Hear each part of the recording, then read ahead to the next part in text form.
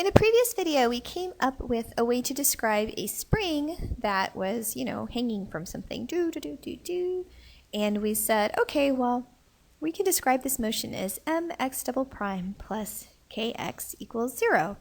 And we established a couple of other things. We said, okay, well, if I know that normally the length is L and it goes some delta L, then I would know that I could relate delta L times the spring constant, and that would be equal to mg, or the force of gravity, on whatever this little force that we put on the spring was, this mass we put on the spring was.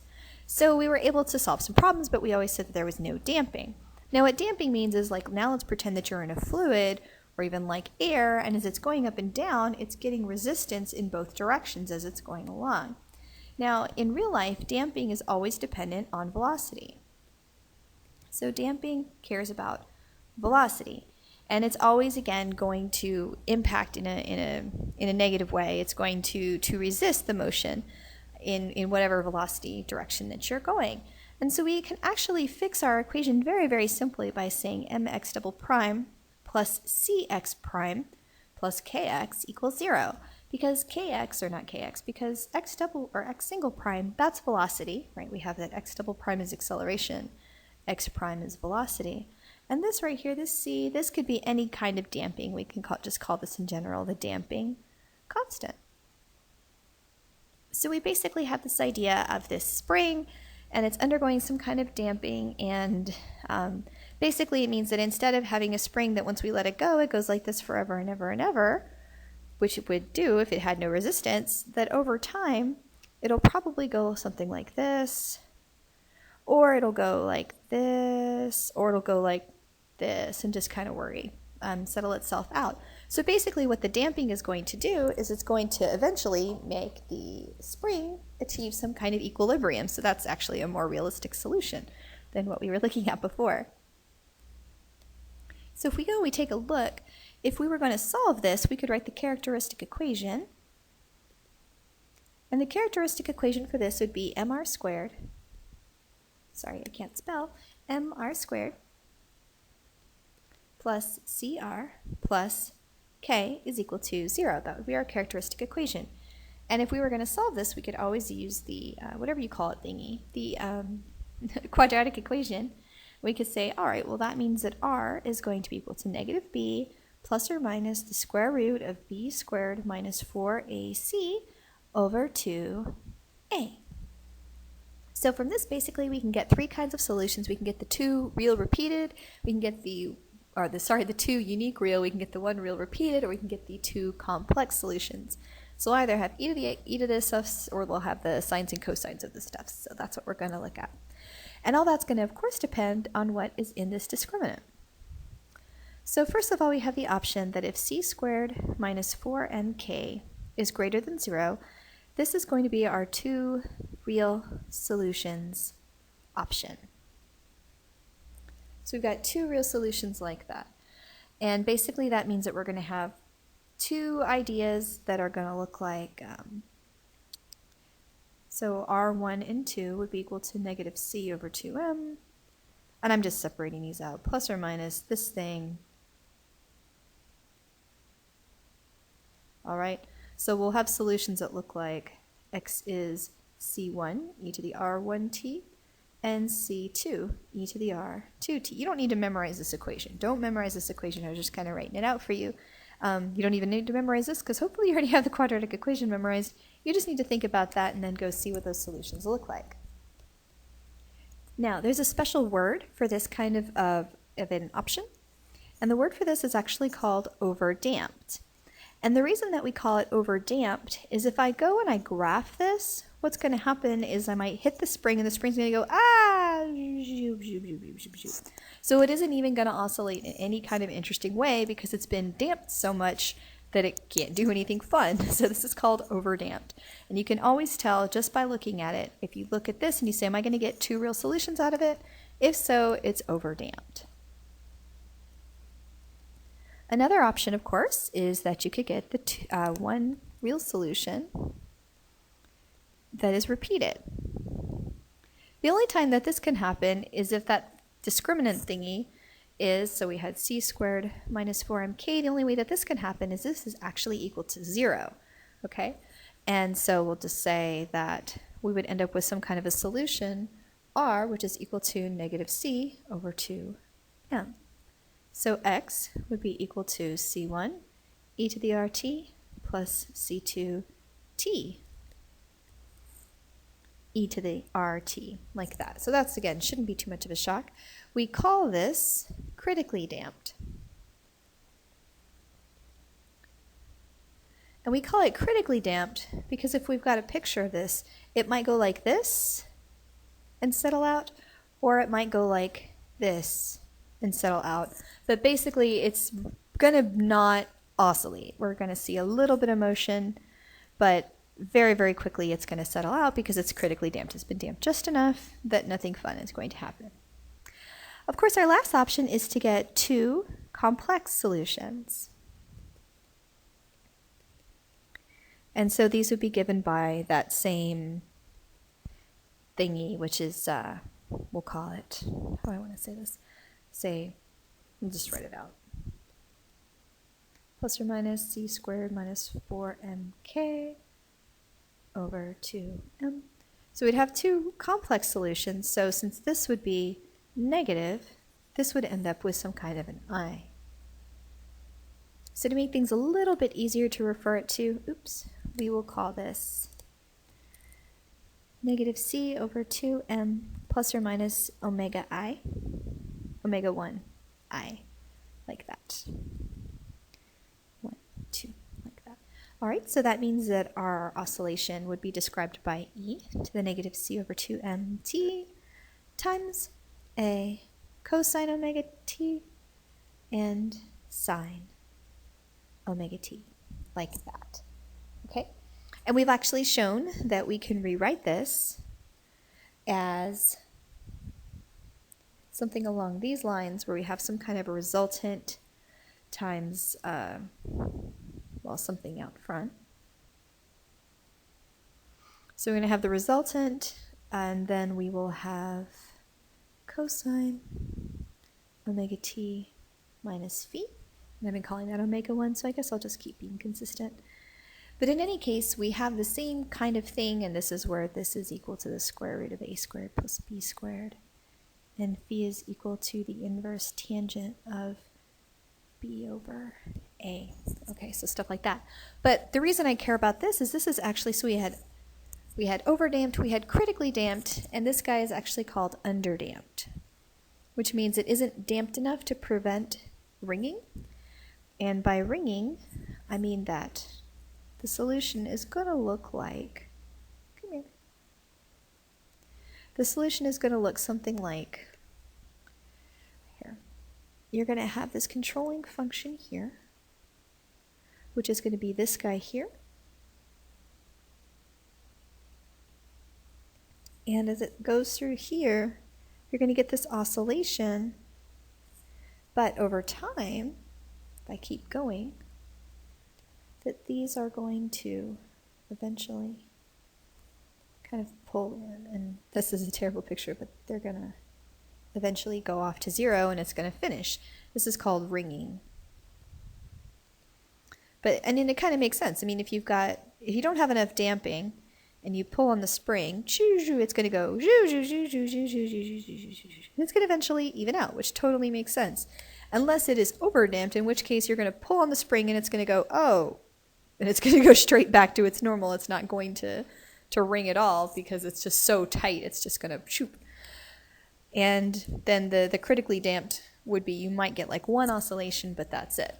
So it's pretty standard to look at these problems and say, okay, is this going to be critically damped, underdamped, overdamped? And the reason that we care is just so that we can kind of predict what the solution is going to look like in advance. So let's actually work out a problem that's somewhat related to this. So say we've got this weight and it's stretching a spring, it tells us how far it stretches, and we actually have a damping component. Now this problem is specifically trying for us to figure out how do we make this critically damped. Now the only reason it can do this is because it's not giving a C. If it gave a C, then then that would obviously be a different problem. But the idea is that it's going to specifically tell us that we are critically damped, which will allow us to find C. And then from there, we can put together a solution and find the missing constants.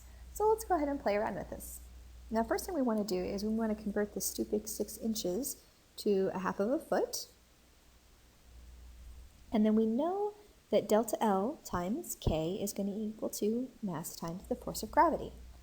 So our delta L is 1/2 of a foot. We don't know K. Now for mg, you've got to be careful because it's not 64 pounds times 32.2 because the 64 is already the mg. 64 is a force of gravity. It's not a mass, it's a force of gravity.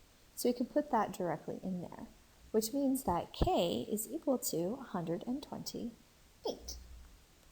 If you want to know what the mass is, you can say that mg is equal to 64, m, and g is going to be 32. We're just kind of not using extra decimals. So the mass is equal to 2 slugs of pound masses. We're just going to say 2 and not worry about the units because units are for children. Just kidding. All right, so I have mx to do plus cx to plus kx is equal to 0. So I have 2x to do plus c that I don't know, x to plus 128x is equal to 0. Beautiful. Now if I want to solve this, I've got negative b plus or minus, well, I can go ahead and write the characteristic equation just to make everybody happy. 2r squared plus cr plus 128 equals 0. So I've got that r is equal to negative b plus or minus the square root of b squared minus 4ac over 2a. Okay. So I've got negative c plus or minus the square root of c squared. I don't know what all that is, but I'm going to figure it out, I guess. That's 1024. C squared minus 1024 over 4. Now we said that this is going to be critically damped. And since it's critically damped, that means that c squared minus 1024 has to be equal to 0. So if it said make it overdamped or make it underdamped, I wouldn't be able to solve for c because I would have a greater than sign or a less than sign. So really the only way I can solve a problem like this specifically is if it's critically damped. And 1024, I don't know, it's the square root of, it was 4 and 2 and 128, which is 2 and 2, and I'll take a 2 out of the 128 and make it 64. There we go. So I've got 2, 2, 8, 32. So C is 32. So if C is 32, we're critically damped. So since C is 32, that's negative 32 plus or minus 0 over 4. So negative 8 with a multiplicity of 2. That means that my solution is the form C1 e to the negative 8t plus C2t e to the negative 8t. Beautiful. Then I'm given initial conditions, which means that in order to apply those initial conditions, I need to take a first derivative. Remember, if you're following along at home, it's important to pause the video and learn stuff. C2t, oops, I forgot my thing.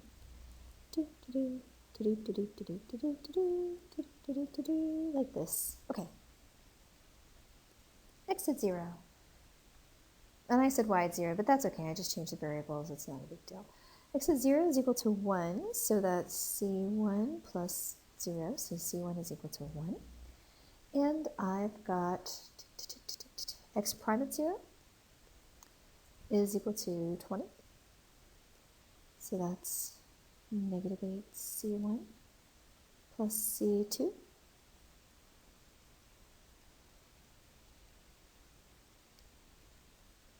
Like that. Beautiful. So I have a full solution of x being equal to e to the negative 8t plus 28t e to the negative 8t. And this is important to notice that we are critically damped. If I look at this as the limit as t approaches infinity, my first term is going to go to 0, and my second term is going to be dominated by 0. I could actually do L'Hopital's rule on it right quick. But as you look, as t goes to infinity, it is going to turn out to be 0 because it's going to go something like this. So this kind of makes sense. We're kind of pleased. We figured out a way to solve this. So let's try one additional problem where we just kind of see what other kinds of solutions that we can get. So let's redo the previous problem. But this time I'm actually going to give you c. Well, let c equal 4, and I'll change it to x's because that's what we're using. X at 0 is equal to 1.5, and x prime of 0 is equal to negative 3. So go ahead and pause the video, see how far you can get, just to get some practice and see if you can get something that makes sense. Okay, now a lot of these things are going to be the same. I have 2x double prime. Now c is 4, and the k is still 128x. So if you haven't paused the video and tried to work through this, now pause it and see if you can solve this, just to make sure this is really just a standard constant coefficient, linear second order ordinary differential equation, which is fine and dandy, but you should theoretically be able to make your way through most of this at this point. I can write my characteristic equation. R squared plus 2r plus 64. So got r is negative b plus or minus the square root of b squared minus 4ac over 2a. What's 4 times 64? Some big scary number. 256. Oh, that's not going to be pretty. So I've got r. Isn't it fun to watch other people do math? So I've got negative 1 plus or minus 1/2 square root of 252. Oh, that's all kinds of fun. Can I divide that out by stuff? Yes. So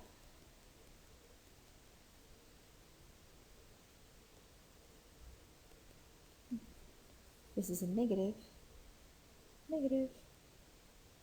So I can do I squared root of positive 63. Beautiful? That's amazing. What more could you want in life? Oh, I know what more I could want in life. That stuffs, and that does stuff. Hold on, I can do more. So I've got 9 times 7. There we go. Now it's even better. 3i squared is 7. Okay. Now the whole reason I care is because now that allows me to write a full solution. So I've got e to the negative t times c1 cosine 3 root 7t plus c2 sine 3 root 7t. Now I know from looking at this and looking at the solution that this is definitely going to be underdamped, which means that the solution is going to have some ringing. So basically I'm going to pull on the spring, it's going to go do like that. So that's just kind of neat to know from looking at it. And I know that the outside is going to be controlled by this e to the negative t kind of looking thingy. So that's kind of cool too. All right, now it's going to help to apply my initial, in order to apply my initial conditions, it's going to help to actually go through here and take a first derivative, which is always fun.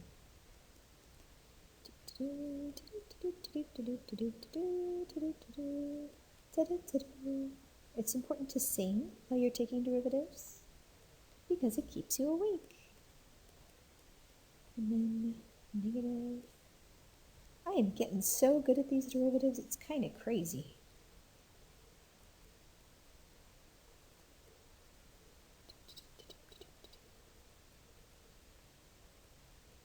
Lovely. Okay. Now I can actually apply my initial conditions. So my initial conditions said that x at 0 was equal to something, 1.5. So that's going to give me cosine of 0 is 1. C1? Straight up? Yay, okay. X prime at 0 is negative 3. And since x prime at 0 is negative 3, that's got me with negative C1 plus... I'm just bragging about how I was getting good at derivatives, wasn't I? That's embarrassing. Okay, let's try that again. Something like this.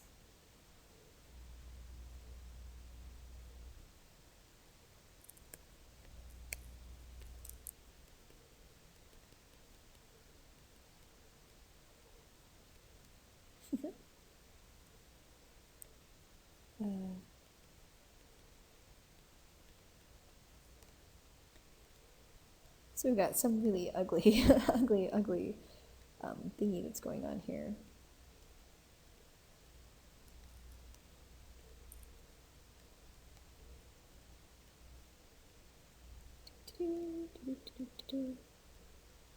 Oh.